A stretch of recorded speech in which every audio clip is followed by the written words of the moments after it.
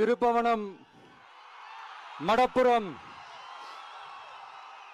அஜித் குமார் அவர்கள் ஒரு சாதாரண ஒரு எளிய குடும்பத்தைச் சேர்ந்த ஒரு இளைஞர். அந்த சாதாரண குடும்பத்துக்கு நடந்த அந்த கொடுமைக்கு சிஎம் அவர்கள் சாரி சொன்னாங்க, தப்பு இல்லை. இப்ப அதோட சேர்த்து இதையும் கொஞ்சம் பண்ணிருங்க சிஎம் சார். உங்களுடைய ஆட்சி காலத்தில் இதே மாதிரி போலீஸ் விசாரணையில் 24 பேர் இறந்து போயிருக்கிறாங்க. அந்த 24 பேரோட குடும்பத்துக்கும் நீங்க சாரி சொன்னீங்களா? தயவு செஞ்சு சாரி சொல்லிருங்க. சாத்தான்குளம் ஜபராஜ் பெனிக்ஸ் அந்த கேஸ் வந்து சிபிஐக்கு மாத்தினப்போ இது தமிழ்நாட்டோட காவல்துறைக்கு அவமானம்னு சொன்னீங்க. இன்னைக்கு நீங்க உத்தரவிட்டதுக்கு பேர் என்னங்க சார்? அதே தானே அன்னைக்கு நீங்க சொன்னதும் இன்னைக்கு நடக்கிறதும் அதே தானே? அதே சிபிஐ தானே? அதே சிபிஐ ஆர்எஸ்எஸ் பிஜேபியோட கைப்பாவையா தான் இருக்கு. ஏன் நீங்க அங்க போய் ஒளிஞ்சிக்கிறீங்க?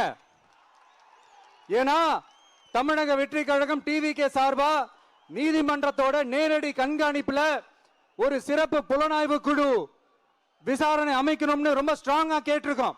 அதனால அந்த பயத்துல நீங்க ஒன்றியத்தோட ஆட்சிக்கு பின்னாடி நீங்க போய் ஒளிஞ்சிக்கிறதுக்கு காரணம். இன்னும் உங்களோட ஆட்சியில் இன்னும் எத்தனை அட்ராசிட்டிஸ், அண்ணா யூனிவர்சிட்டி கேஸ்ல இருந்து இன்னைக்கு அஜித் குமார் அவர்கள் கேஸ் வரைக்கும் எல்லாத்துக்கும் நீதிமன்றம் தலையிட்டு உங்க கவர்மெண்ட் கேள்வி கேட்டுக்கிட்டு இருக்கு. எல்லாத்துக்கும் நீதிமன்றம் தலையிட்டு கேள்வி கேட்கணும்னா அப்புறம் நீங்க எதுக்குங்க சார்? உங்க ஆட்சி எதுக்குங்க சார்? நீங்க உட்கார்ந்து இருக்கிற அந்த சிஎம் பதவி எதுக்குங்க சார்? எப்படி கேள்வி கேட்டாலும் உங்க கிட்ட இருந்து எந்த பதிலும் வர போறதில்லை. ஏன்னா இருந்தா தானே வரும். மேக்சிமம் உங்க கிட்ட இருந்து வர பதில் சாரிமா, தெரியாம நடந்துருச்சுமா, இல்லனா நடக்க கூடாதது நடந்துருச்சுமா, சாரிமா, அவ்வளவுதானே. இந்த வெற்று விளம்பர மாடல் திமுக சர்க்கார் இப்ப சாரிமா மாடல் சர்க்காரா மாறி இந்த இன்னபிலிட்டி கவர்மெண்ட் இந்த ஆட்சியை விட்டு போறதுக்குள்ள நீங்க செஞ்ச எல்லா தப்புக்கும் பரிகாரமா சட்டம் ஒழுங்க சரி செஞ்சே ஆகணும். இல்லனா மக்களோட மக்களா ஒன்னா நின்னு உங்களை சரி செய்ய வைப்போம். டிவிகே சார்பா அதுக்கு உண்டான அத்தனை போராட்டங்களும் எடுத்து நடத்தப்படும். தேங்க்யூ.